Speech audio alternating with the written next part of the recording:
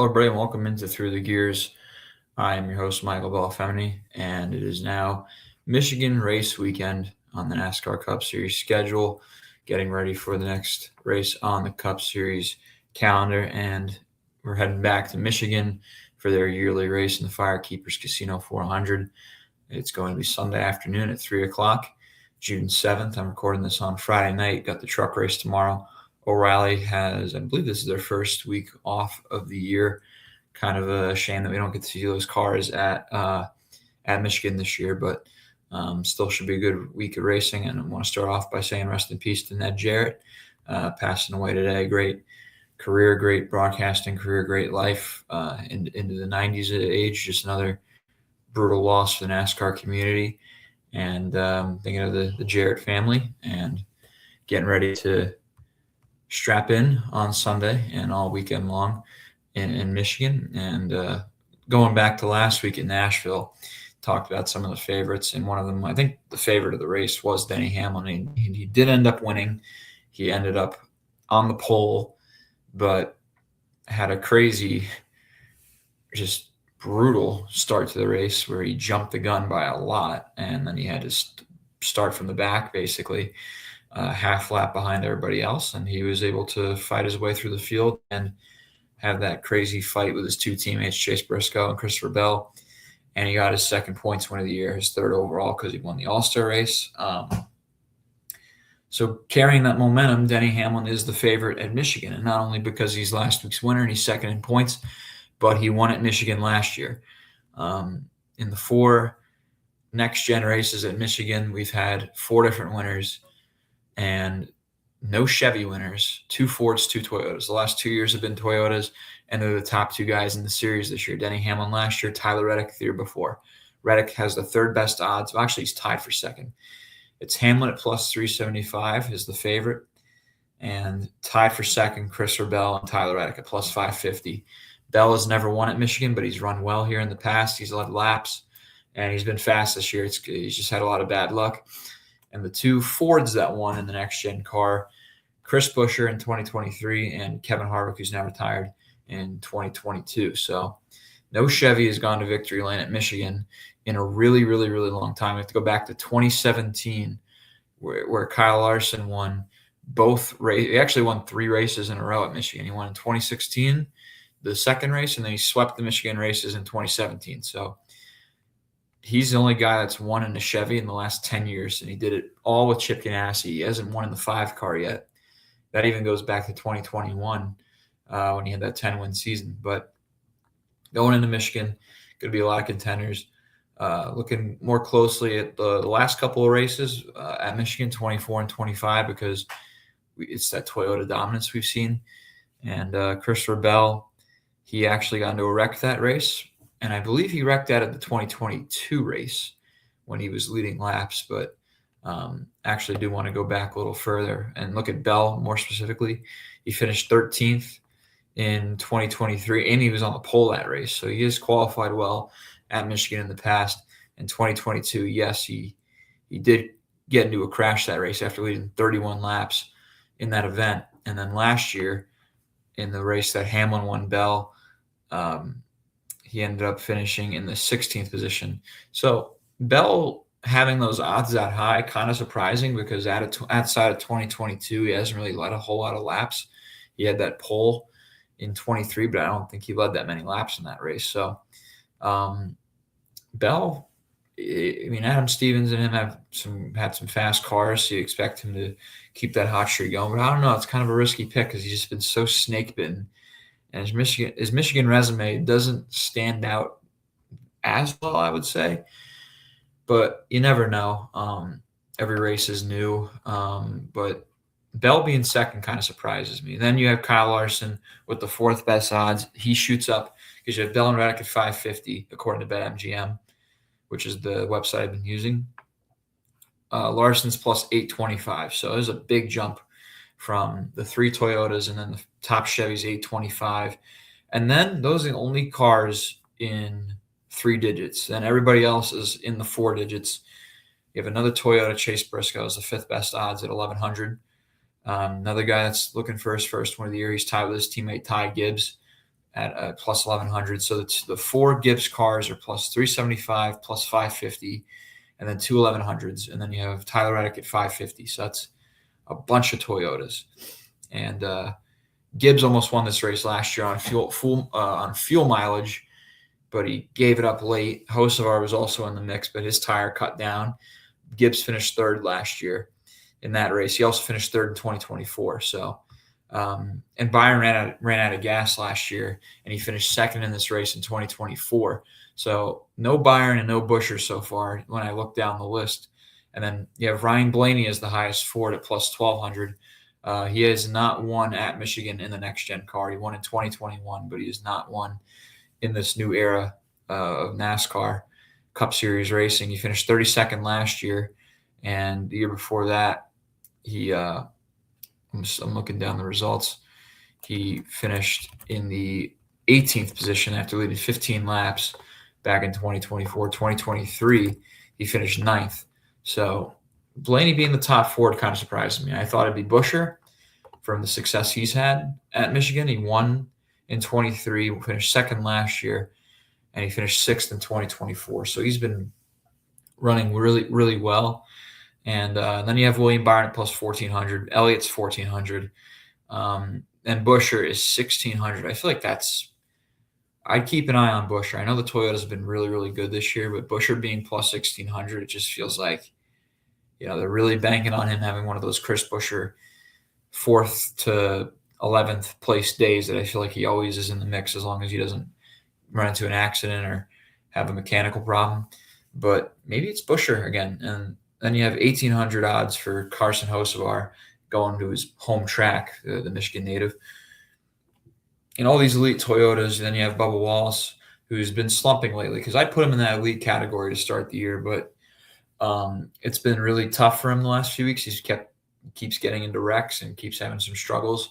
Charlotte, he was damaged. He crashed out of Nashville last week. He crashed out of I don't think he crashed out of the All-Star race, but he did get damaged in that race. So you have him plus 2,000, another Michigan native at plus 3,000, Brad Keselowski. I don't think he's ever won at Michigan. I think that's one of the tracks he hasn't won at yet, and it's his home track. So tough for him to still be having a 0 in that track resume in the Cup Series. Also at plus 3,000 is Ross Chastain. The way Chastain's been running, I think those odds are too high, because you have guys like Logano and Bowman behind him. I put Logano and Bowman ahead of Chastain right now. Logano's plus 3,500. Bowman's plus 6,000. One guy I'm kind of surprised is a little high. I mean, I know he's never won on an oval, but the way he's been running, Shane Van Gisbergen should have better odds than Chastain. SVG's plus 8,000 to win. Daniel Suarez is plus 8,000. Another Michigan guy, Eric Jones, is plus 8,000. A lot of plus 8,000s. So that's as far as I'll go with the race winners. When you go to top 3, there's no one in minus. You still have plus odds for the favorites. Hamlin's plus 110. Bell and Reddick are 150. Larson's 240. Briscoe's 310, and Gibbs is 310 as well. Buescher plus 450. That's pretty good odds. Like, Buescher has good odds this weekend. Like, if you want to parlay, I'm already thinking of a parlay of like Buescher plus. Actually, you can't parlay these together. I keep forgetting. I tried that last week, but 2 bets I'm thinking of is like Buescher top 3 and Hocevar top 5. Hocevar top 5 is 225. Maybe Bubba turns it around this week. His top 5 odds are plus 240. A lot of different ways you could go about this. Bubba Wallace finished 4th last year, and I feel like he always has run fast at Michigan, especially in the next gen car. I think he was on the pole in 2022, and I think he finished 2nd in that race. Yeah, he did. He led 22 laps that race. So I think Bubba Wallace could be a sneaky pick, as long as the luck's got to turn around eventually. A top 10, like, now we're looking towards like the bottom guys in the standings. Maybe someone to sneak out a top 10. Maybe it could be a guy like Zane Smith keeps grinding them out. He's plus 260. Stenhouse had a 4th place finish last week. Maybe a double dip on Stenhouse. He's plus 350. Maybe this is the week that Connor Zilch finally has luck goes away. He's 350. Allmendinger plus 500. That could be one to look at for sure. And then if you go really deep, like a Herbst or a Nemechek, they're like around that 600, 700 range. So That's for the betting in the positions. And last week I didn't see any like other side bets, but they're back this week on BetMGM. You have a bunch of groups and a bunch of matchups. You have a group of Hamlin, Bell, Reddick, and Gibbs, and you have to pick who's going to be the highest of those four. And then you have another group of Briscoe, Larson, Byron, and Blaney. These 4 driver matchups. And then there's another one, actually. There's Elliott, Busher, Hocevar, and Wallace. So there's 3-4 group bets. Then you have a couple matchups. I'm looking at 4. There's 4 matchups. Hamlin versus Reddick. That should be a good one. Busher versus Gibbs. Hocevar versus Wallace, and Keselowski versus Chastain. And then at the bottom, you have the top Chevy, the top Toyota, the top Ford, and then the manufacturer, the winning car. And check out these odds. Toyota is minus odds to win this weekend at Michigan. If you bet $185, you only get $100 back there. Minus 185. Chevrolet's plus 250 and Ford's plus 500. And it's no surprise for the Ford odds because they have won only one race this year. Points race, that is, if you want to count Priest in the Clash. But the one win in a points race was Ryan Blaney back at Phoenix, all the way back in the 4th race of the year. And top Ford still has Blaney, barely over Busher. And then the 3rd best is Keselowski, Logano, and Zane Smith's the 5th best Ford, ahead of guys like Cindric and Priest. So that's pretty surprising. Toyota, it's just basically the wins, but just in a Toyota-only form. You got Hamlin plus 225, Bell 300, Reddick 350. And then the top Chevys, it's pretty tight between the Hendrick teammates. You have Larson 210, and then Elliott and Byron are 350. And then it goes to Hocevar at 500. Then you go all the way back to Chastain at 900. I mean, SVG plus 1,800. I mean, the way he's been running on ovals lately, like, it's tempting. It really is. Or maybe a Suarez, because Suarez is surprised a lot this year. He's plus 1,800 with SVG, his former teammate. But I'll revisit some of my bets, some other bets I could think of. But I want to jump into fantasy this portion of the Through the Gears episode.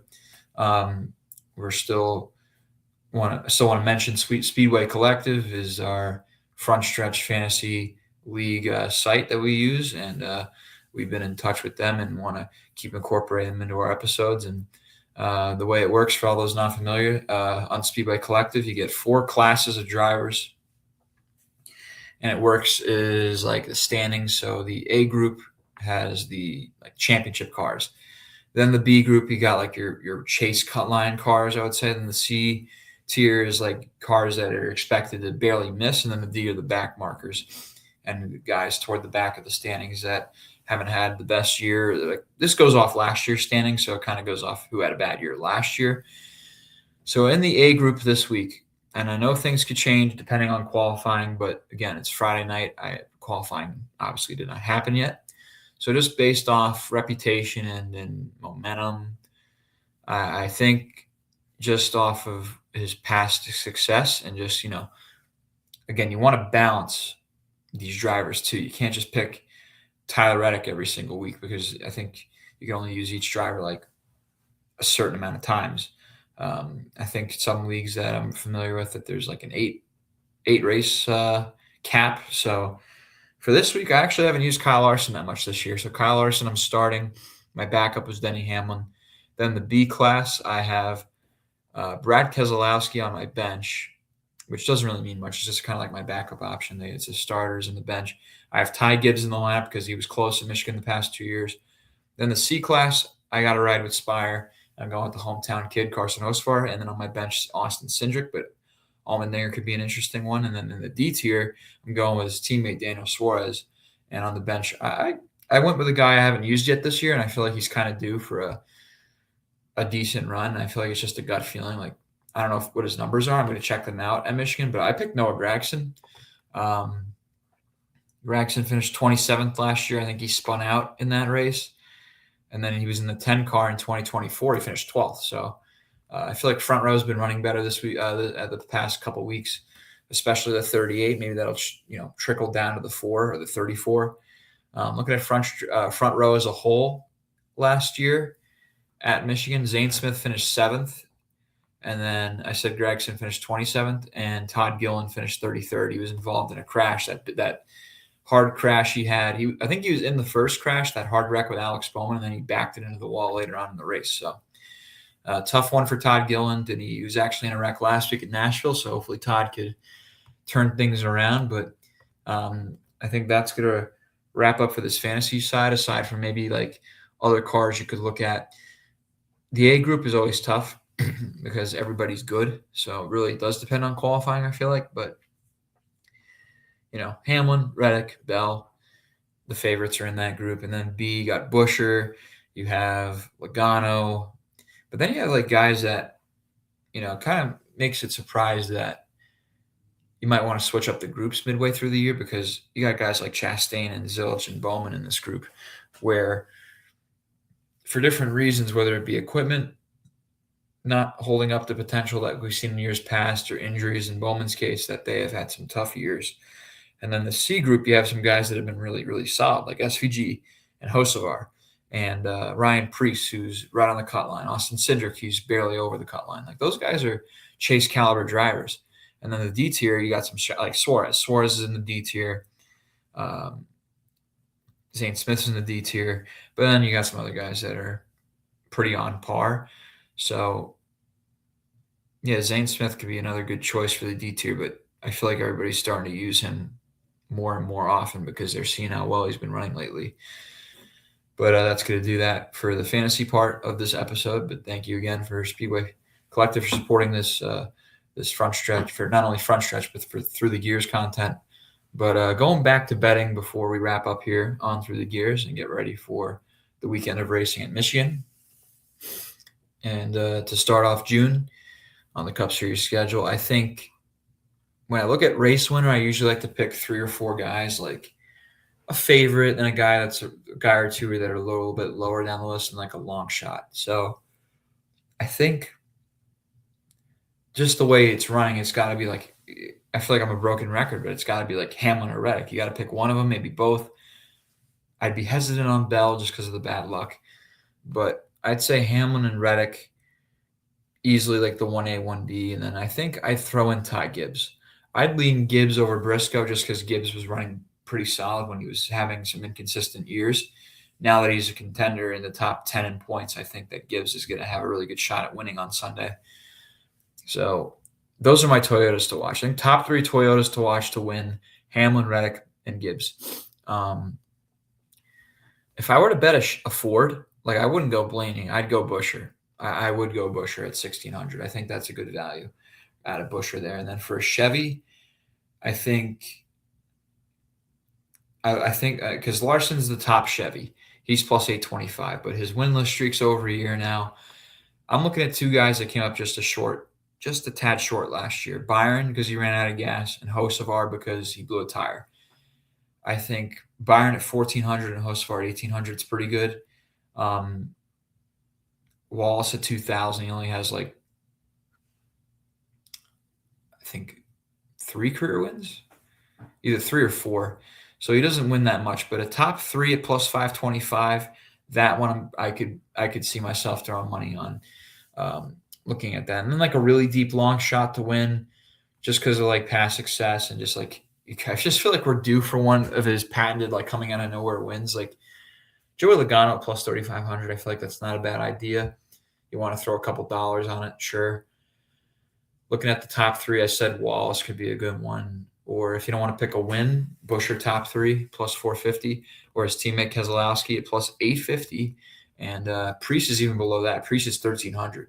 And he's a guy that needs a good run because he's now on the outside looking into the chase just by a couple points. But you know the way that things have been going for Preece, you want to see his season turn around, because ever since, really he had a good season, really cooking with the Clash win and everything. But when he hit that wall hard on the second lap of the All-Star race at Dover, that really set off a couple bad weeks because Charlotte he wrecked and he had mechanical failure at Nashville. I think his radiator was messed up. So Preece needs a good run. And like I said earlier, top 10, maybe you go McDowell or Stenhouse, but I feel like Zane Smith or Suarez could be a good value player. Go with one of the Michigan guys. I think another one, Eric Jones. Eric Jones has been running better. I think he's gapped himself between him and his teammate, John Hunter Nemechek. Those two were pretty close together in the standings last year, but Jones he's been running way better than the 42 this year. I don't know what's up with the 42 car. Maybe this is the week they turned it around at plus 700. Like maybe, but he was involved in a wreck last year, so I feel like we didn't get to see the full potential of that 42 car last year when they were really hitting their stride during the summer last year. But I think that's gonna wrap up things. We went over our betting favorites, potential winning picks, and the top 3, top 5, top 10 highest driver of each manufacturer, the winning car make, how Toyota's minus odds, and fantasy, which could go a lot of different ways. But that's going to do it for this edition of Through the Gears. I've been Michael Bellifemini. The Firekeepers Casino 400 is slated to go green at 3 p.m. on Sunday, June 7th on Amazon Prime. It should be a good one. And I'll be writing an article on Sunday night, Thinking Out Loud, which I've been doing the past few weeks. Make sure to check that out on frontstretch.com, along with the other amazing racing content across all forms of motorsports. Take care, everybody.